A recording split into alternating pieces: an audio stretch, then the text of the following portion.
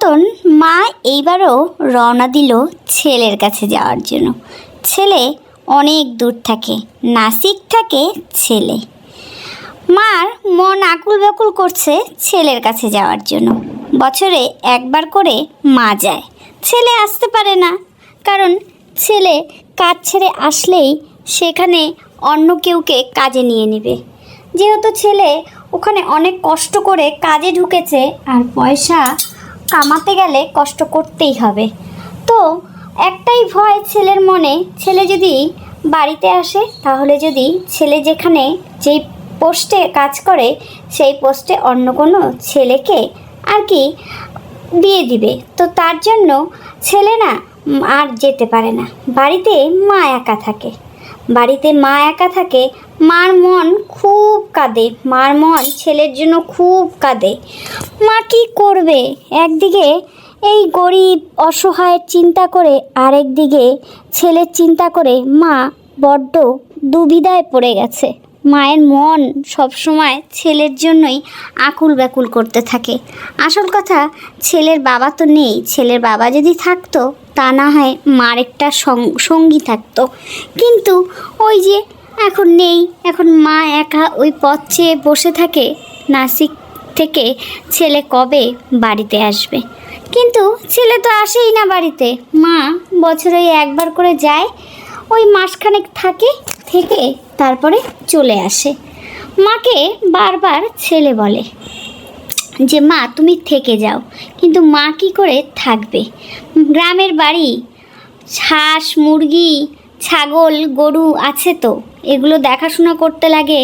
আর অনেক বড় বাড়ির জায়গা, আম গাছ, কাঁঠাল গাছ, লিচু গাছ, সব ফল ফলাদির গাছ, এগুলো দেখাশোনা করতে লাগে।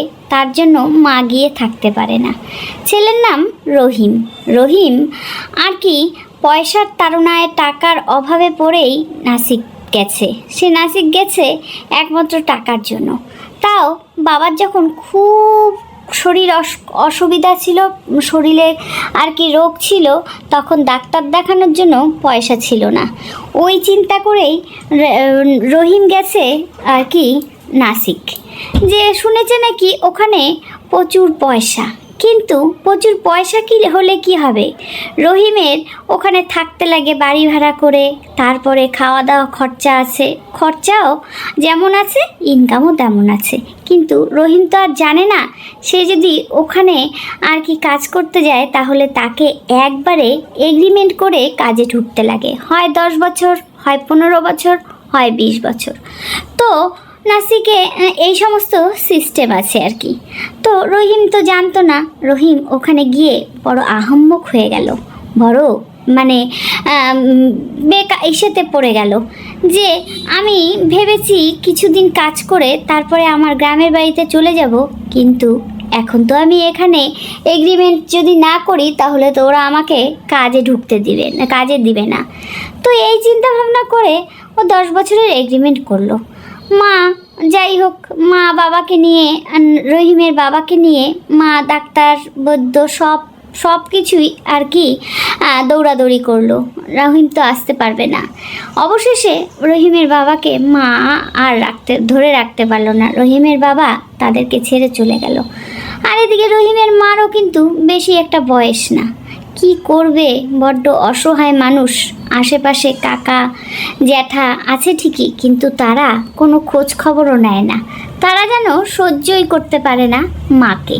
জানি না বরাবরই রহিমের মাকে কেন এরকম বিষ চোখে দেখে, বুঝি না। তো যাই হোক, রহিমের মাও আর ওইদিকে না চিন্তা ভাবনা করে ওর এক ধ্যান জ্ঞান যে আমার ছেলেটা কবে বাড়ি আসবে, রহিম কবে বাড়ি আসবে। প্রত্যেক দিন নিয়ম করে রহিম ঠিক রাত 8টার সময় ফোন করে। রহিম 8টার সময় ফোন করে, মা তখন ওই টাইমে যত ঝামেলাই থাক যাই থাকুক মা ওই টাইমে ফ্রি থাকে। ছেলে ফোন দিবে বলে কথা, তো ছেলের সাথে একটু কথা বলে মনটা শান্তি, কারণ বাবাটাও চলে গেল রহিমের। বাবাও কেউ লাস্ট দেখা দেখতে পারলো না। যখন বাবা একদম শয্যাশায়ী ছিল, বাবার ওষুধ কেনার মতন ক্ষমতা ছিল না, তখনই ছেলে গেছে বাইরে রহিম। তো ভেবেছিল বাবাকে সুস্থ করবে মা, তারপরে আমি এখান থেকে টাকা পাঠাবো। তো যাই হোক, ওখানে মা বাবা চলে গেল, তাও রহিম আসতে পারলো না। এখন কি করবে, মা অসহায়, মা মনটা বড্ড খারাপ লাগছে, আর কেউ নেই। মা বাবাও চলে গেল রহিমের, আর রহিমের মাও একা একা সারাদিন কাঁদতে থাকে। সারাদিন একে তো ছেলের শোক, দুইয়ে তো হচ্ছে বাবাটা নেই রহিমের। তো কি করবে, তো ছেলে ফোন দেয় 8টার সময় প্রত্যেক দিন। আজকেও ঠিক তেমন ফোন দিয়েছে। মা ফোনের অপেক্ষায় বসে আছে। 8টা পার হয়ে গেছে, আর ছেলে আর ফোন করছে না। মার দুশ্চিন্তায় আর মানে ঘর বার করছে, কি ব্যাপার, ছেলে ফোন দিচ্ছে না কেন, ফোন দিচ্ছে না কেন। তারপরেই 1 ঘন্টা পর ক্রিং ক্রিং ফোন বেজে উঠল। মা দৌড়ে এসে বলল, কী রে রহিম, ভালো আছিস তো? রহিম বলল, হ্যাঁ মা ভালো আছি। আর বলো না, এখানে ঝড় বৃষ্টি হলো তো, তাই আর কি নেটওয়ার্ক ছিল না, লাইন পাওয়া যাচ্ছিল না ফোনের, তার জন্য একটু দেরি হলো। তুমি কি চিন্তা করছিলে? রহিমের মা বলল, চিন্তা মানে? কত চিন্তা জানিস না তো, একে তো তোকে নিয়ে এত চিন্তা, রাতে ঘুম হয় না, তারপরে আবার তুই হচ্ছে ফোনটা দেরি করে করিস। কি ফোন দেরি করে করলি? আমার তো বড্ড টেনশন হচ্ছিল, কি যে করি। তো রহিম বলল, না মা, টেনশন করে কিছু লাভ নেই, আমি ঠিক আছি। যাই হোক, রহিম কথাবার্তা বলে ভিডিও কল করলো মার সাথে। মা একটু দেখলো, শান্তি, কলিজার টুকরা ছেলে, তাকে দেখে একটু শান্তি পেল। তারপরে বেশ কিছুক্ষণ 15 মিনিট আধা ঘন্টার মতন কথা টথা বলে সারাদিনে কি করলো না করলো, মানে কি রান্নাবাড়ির থেকে শুরু করে সব কিছু আর কি মানে খোঁজ খবর নিয়ে টিয়ে তারপরে ফোনটা রাখলো। যাই হোক, মা এখন শান্তি আছে, নিশ্চিন্ত আছে। ফোন করলেই মার একটাই কথা, রহিম কবে আসবি, রহিম কবে আসবি। মা সারাক্ষণ মনে মনে চিন্তা করতে থাকে ছেলের জন্য। মার ওই একটাই ধ্যান জ্ঞান, ছেলে কবে আসবে, ছেলে কবে আসবে, মনে মনে সারাদিন ওই একটাই জল্পনা কল্পনা করতে থাকে। রহিম আর কি বলবে, মাকে কিছু বলতে পারে না, জানে মার মনে এমনিই কষ্ট। তার মধ্যে এখন যদি আমি বলি মা আমার যেতে অনেক দেরি হবে, তাহলে মা ভেঙেই পড়বে। তো যাই হোক, এরকমভাবে রহিম মানে এড়িয়ে যায়। তো বছরে একবার করে মার যাওয়ার আর কি কথা, রহিম টিকিট কেটে দেয়, মা এখান থেকে উঠে পড়ে, তারপরে গিয়ে মাসখানেকের মতন রহিমের কাছে থাকে। রহিম ওখানে ভাড়া বাড়িতেই থাকে। তো রহিমের মার বড্ড মন খারাপ লাগছে রহিমের জন্য। রহিমের বাবা নেই, এদিকে রহিমের জন্য মন বড্ড খারাপ লাগছে। মা হতাশ হয়ে মানে মন খারাপ করে বসে আছে। পাশে রহিমের একটা বন্ধু ফোন করেছে রহিমকে, রহিম তোর মাকে দেখলাম, তোর মা বড্ড নিশ্চুপ হয়ে গেছে রে, মনটা বড্ড খারাপ করে থাকে, ঠিকঠাক মতন মনে হয় খাওয়া দাওয়া করে না, জানিস তো চেহারাটা খুব খারাপ হয়ে গেছে। রহিম বলল, কি বলিস, তাই নাকি? বলে, হ্যাঁ, তোর বাবাও তো নেই, আর তোর মা তোর শোকে শোকে একদম মানুষটা একদম অন্যরকম হয়ে গেছে। মাঠে আসছিল গরু ছাগল নিয়ে ঘাস খাওয়াতে, আমি তখন দেখলাম, আগে যেরকম একটা হাসি খুশি ভাব ছিল, এখন আর কেমন যেন একটা মনমরা করে থাকে আর কি। আমাকে বলল, তোর সাথে কথা হয়? আমি বললাম, হ্যাঁ কথা হয়। তো আমি ভাবলাম তুই আমার যেহেতু বন্ধু, আর তোর মা মানে আমারও মার মতন, আমি তোকে খবরটা দেই। তো এই কথা শুনে রহিমের মনটা বড্ড খারাপ লাগলো। রহিম ফোন দিল আবার রাত্রি 8টায়। ফোন দেওয়ার পরে মাকে বলল, মা আমি তোমার জন্য টিকিট কেটে দিয়েছি, তুমি এই 2 দিনের মধ্যেই রওনা দেবে। রহিমের কথা শুনে রহিমের মা বলল, সে কি, কেন রে, আমি যাব কেন? তো এখন তো যাওয়ার টাইম নেই, তখন টাইম হয়নি। রহিম বলল, ছেলের কাছে মা আসবে তার আবার টাইমের ব্যাপার থাকে নাকি? আমারও ভালো লাগছে না, অনেক দিন ধরে তোমার হাতে রান্না খাই না, জানো তো মা, নিজের হাতে রান্না করে খেতে খেতে না অনেক মানে সময় পাই না আর বিরক্ত লাগে। তুমি কি আমার কাছে আসতে চাও না? রহিমের মা কথাটা শুনে খুব খুশি হয়ে মনে মনে মার যে এত ইচ্ছা ছিল ছেলের কাছে যাওয়ার জন্য, মায়ের ইচ্ছাটা ছেলে মানে এইভাবে আর কি পূরণ করলো, সেটা মা স্বপ্নেও ভাবতে পারেনি। কারণ মা তো জানে আমি কি করে বলবো, অত দূরে যেতে গেলে অনেক টাকা লাগে, আর সবেমাত্র এই টাকা পাঠালো, এই বাবার কাজকর্ম এই সব করতে করতে কত টাকা চলে গেল। এখন যদি আমি বলি রহিম আমি তোর ওখানে যাব, তাহলে রহিমের আরও কতগুলো টাকা খরচা হবে, কারণ অনেক টাকা লাগে এখান থেকে রহিমের ওখানে যেতে। তো তাই চিন্তা ভাবনা করে না রহিমের মা আর কিছু বলতে পারে না। এদিকে মেয়ে ছেলের জন্য মার মন অস্থির করছে ছেলেকে দেখার জন্য।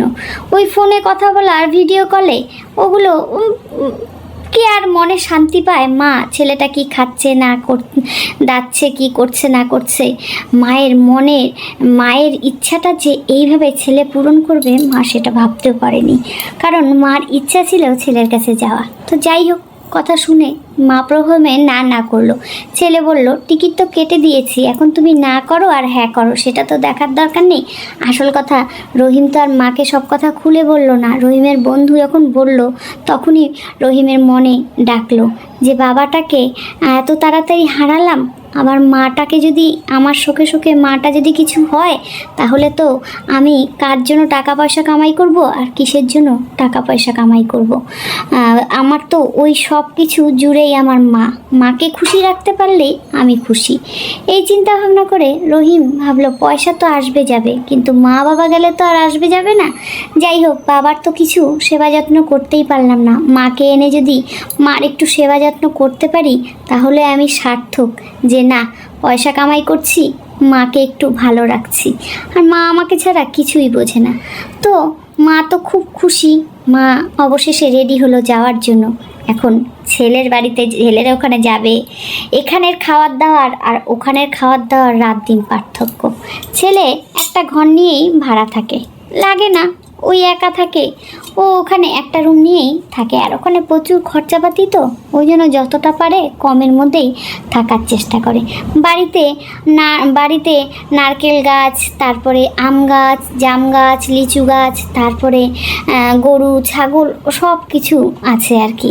তাই মা কী করলো, সে শুনছে ছেলের কাছে যাবে, সেই মা কী করলো, কতগুলো নারকেল পাড়ালো লোক দিয়ে। তারপরে বেশ তিনটা ডিব্বা ভরে নারকেলের নাড়ু করে নিল নিজের হাতে। পুকুর আছে, পুকুরে মাছ আছে, সেই মাছগুলো কি করলো, লোক দিয়ে মাছ ধরালো, ছোট ছোট মাছ, বেশ বোরালি মাছ। ওই মাছগুলো মা কি করলো, অনেকটা মাছ ভেজে আর কি ভালো করে নিয়ে নিল টিফিন বক্সে।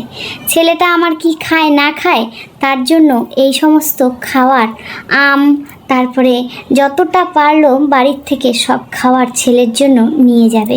তাহলে ছেলেকে একটু খাওয়াতে পারবে, শান্তি পাবে মা। কারণ বাড়িতে থাকলে ছেলে তো এগুলো খেতে পারতো, বাড়িতে নেই। এই যে নারকেল, ডাব, এগুলো তো সব বিক্রি করে দেওয়া হয়, আম গাছ, জাম গাছ, যত ফল আছে সব বিক্রি করে দেওয়া হয়। তো এই জন্য মা ভাবলো আমি যখন যাচ্ছি একটু কষ্ট হবে নিয়ে যেতে, কিন্তু এগুলো নিলে ছেলে খুব খুশি হবে। আর এইদিকে ছাগল গরু পাশের বাড়িতে দেখাশোনা করার জন্য দিয়ে গেল।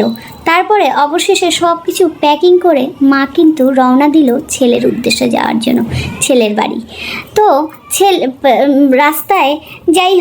রাস্তায় কোনো রকমভাবে ট্রেনে আর কি চলতে অবশেষে রহিমের বাড়ি পৌঁছে গেল।